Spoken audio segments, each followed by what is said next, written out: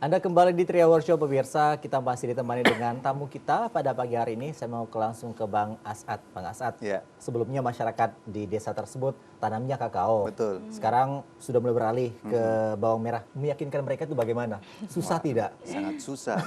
Jadi seperti ini ya, saya koreksi bahwa sebelum kakao, mereka pangannya itu adalah jagung. Oh, pernah jagung Mereka juga? tidak menanam padi, mereka jagung jadi sumber makanan Jadi pokoknya padinya dulu dapat dari adalah mana? Dari mana? itu puluhan tahun yang lalu ya. Kemudian datang kakao melihat bahwa wah ternyata hasil kakao itu sangat bagus nilai ekonomisnya. Makanya ketika tahun krisis moneter, ketika kita mengalami negara kita mengalami kesulitan ekonomi, justru orang dari sana itu banyak yang pergi naik haji Karena?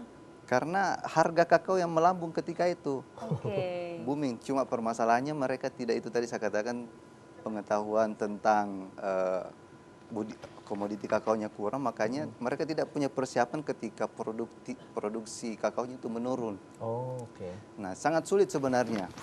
Jadi ini sebelumnya kita mengalami kegagalan. Heeh. Jadi tanam bawang pertama itu gagal.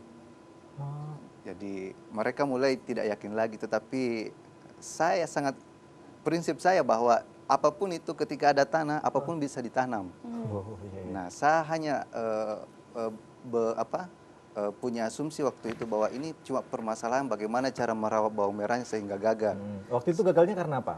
Gagalnya karena cuaca, jadi terkena jamur. Nah, kita belum punya pengalaman tentang itu, sehingga kita tak paksa menanam lagi, akhirnya berhasil. Jadi ketika berhasil, wah, saya sudah lihat ekspresi warga sudah mulai bagus karena pertama kebun itu kan dikelola secara komunitas. Oke. Jadi siapapun yang datang boleh datang belajar. Kita tidak membatasi siapapun. Nah, ketika kita panen, kita bagi-bagikan Iya, iya. per orangnya. Jadi mereka sudah tidak membeli bawang merah lagi.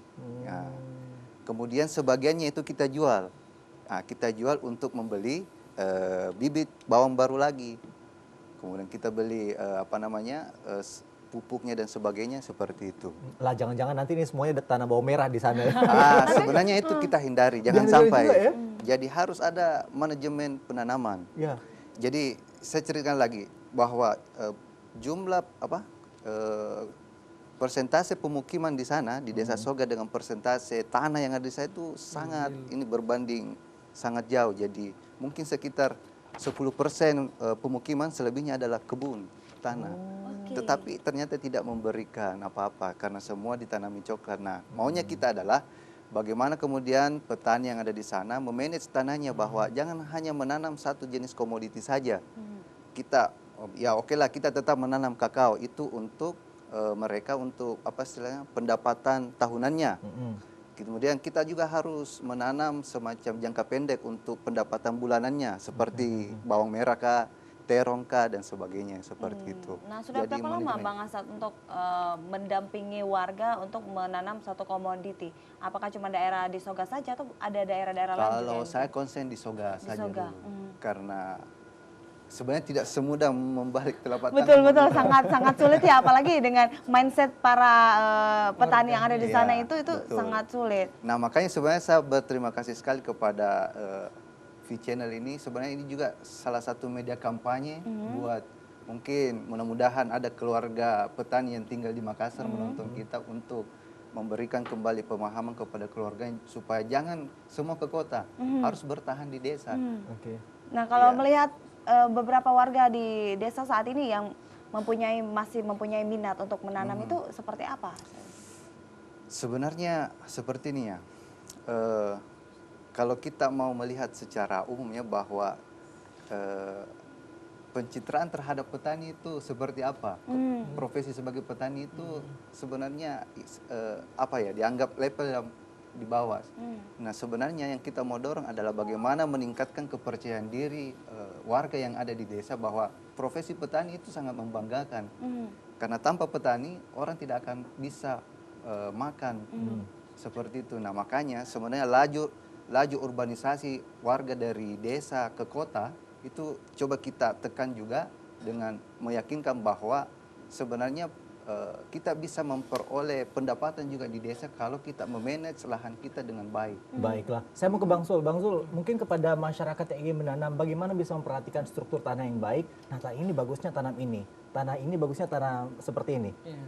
Sebenarnya itu lebih Lebih di ke Bang Asad di ya. Asad, Kalau tapi sejauh ini pemantauannya dari Bang Sul seperti apa? tapi ada yang menarik saya kira terkait apa ya kultur bertani menanam itu yang mulai berkembang di apa warga kota seperti itu. Ya. Sekarang ada istilah urban farming yang dikembangkan oleh banyak warga kota. Makassar juga sekarang sudah mulai, kemudian komunitas-komunitas seperti Makassar Berkebun juga Ya. sudah apa geliatnya berkembang sangat bagus. Saya kira ini apa ya penting sekali untuk dikembangkan karena kita sejak dulu mengaku sebagai negara agraris seperti itu yang apa mempunyai lahan cukup luas seperti itu, tapi kemudian di studi ekonomi politik ada istilah banyak negara-negara berkembang itu mempunyai lahan yang cukup luas, tapi kemudian apa lahan itu menjadi like a curse gitu, jadi kutukan gitu, alih-alih menjadi sumber kesejahteraan warga tapi kemudian menjadi malapetaka seperti itu. Nah, ini yang saya kira skema pembangunan kita baik di tingkatan lokal sampai tingkatan nasional harus memperhatikan ini, bagaimana kemudian urusan pertanian ini menjadi apa prioritas yang diperhatikan seperti itu.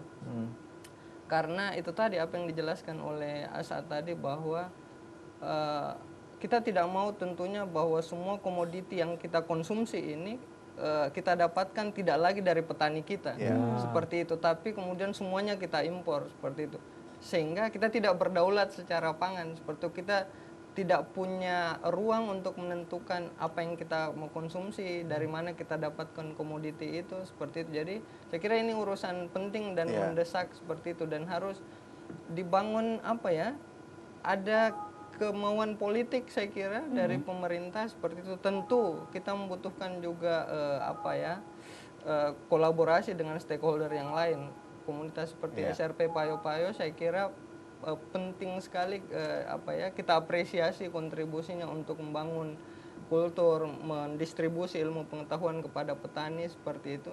Tapi saya kira catatannya juga memberikan pengetahuan yang lebih up to date terhadap petani, tidak kemudian menegasikan pengetahuan lokal yang sudah sekian lama ada di sudah lama gitu ya.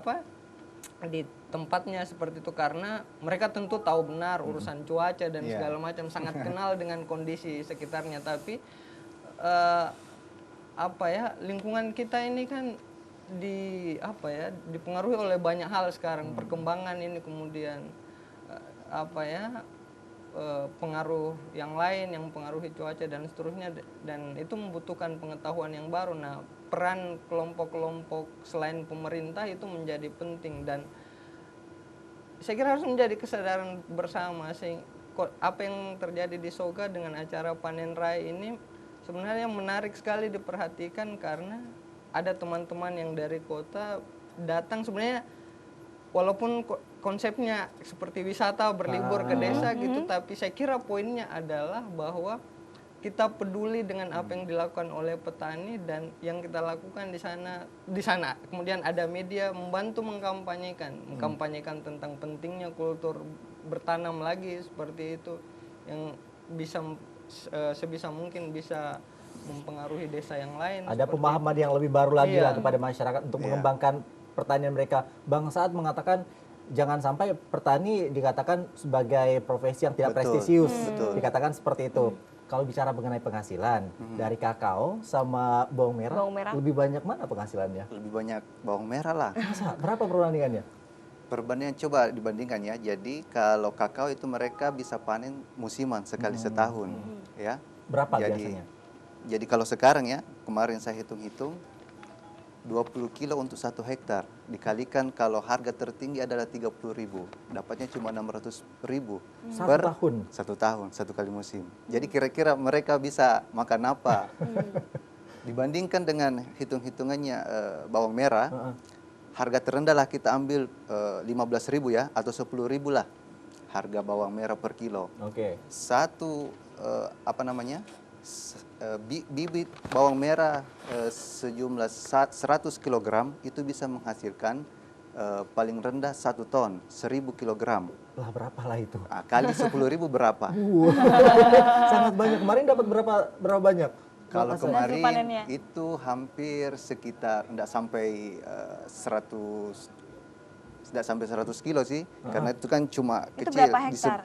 Itu tidak sampai Hanya 1 hektar. hektar. Oke, lahannya kecil. Kecil, Ya. tidak sampai 1 hektar, tidak sampai setengah Jadi hektar. tidak juga membutuhkan banyak lahan ya Tidak untuk butuh membutuhkan bercocok banyak tanam lahan. dari bawang merah sendiri. Jadi 100 kg saja itu kita tidak membutuhkan sampai 1 hektar lahan. Oke, 100 Itu bisa ton. menghasilkan 1 ton. 1 ton dikali 10.000 itu bisa 10 juta Sampai ya. 10 juta rupiah. 10 juta dikurangi dengan ongkos produksi anggaplah 5 juta, itu berapa? Dapat 5 5 juta ya satu 5 kali juta panen. Per 2 bulan. Per Per 2 bulan. Itu lumayan Oke. kan?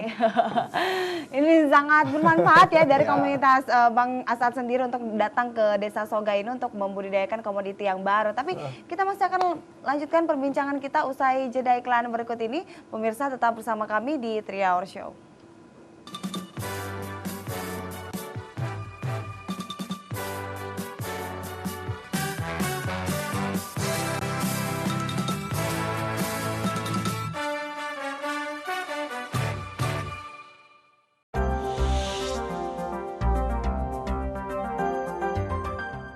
Tojeng kareng, tak kunjung membangun turun aku menciri ke gulingku. Walang ni talangan na dia. Kuntungan ko boso lino tayo na rampungan na. Nakalalit sa kumana si Kikijang.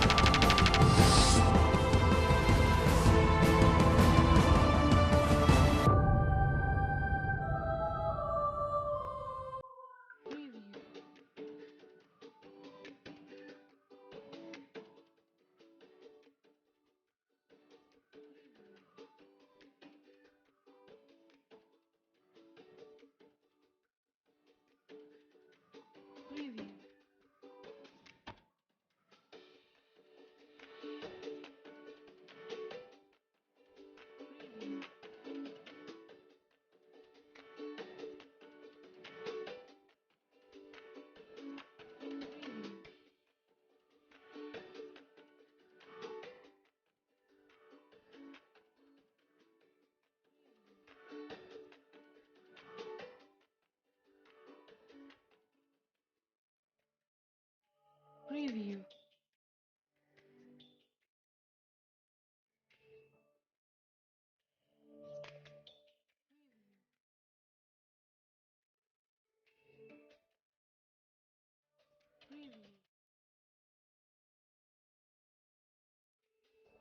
Oreo Crepe, Ice Cream Cake Strawberry, No Bake Nutella Cheese, Eclair Oreo Keju, Chocs varian rasa, Eclairs varian rasa, Clapper Tart varian rasa, Tart Cheese varian rasa, Pia coklat dan keju, Brownies Vulcano Oreo, Chocolisius, toko kue dan roti yang menyajikan berbagai macam varian rasa.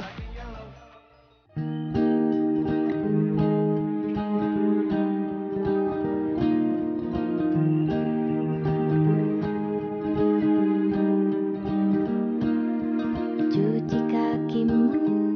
Hai, nama saya Nur Almira Febrianti. Cita-cita saya ingin menjadi seorang dokter spesialis penyakit dalam. Hai, nama saya Syawal Salim. Cita-cita saya ingin jadi arsitek. Hai, nama saya Dibara Filipah. Cita-cita saya dokter.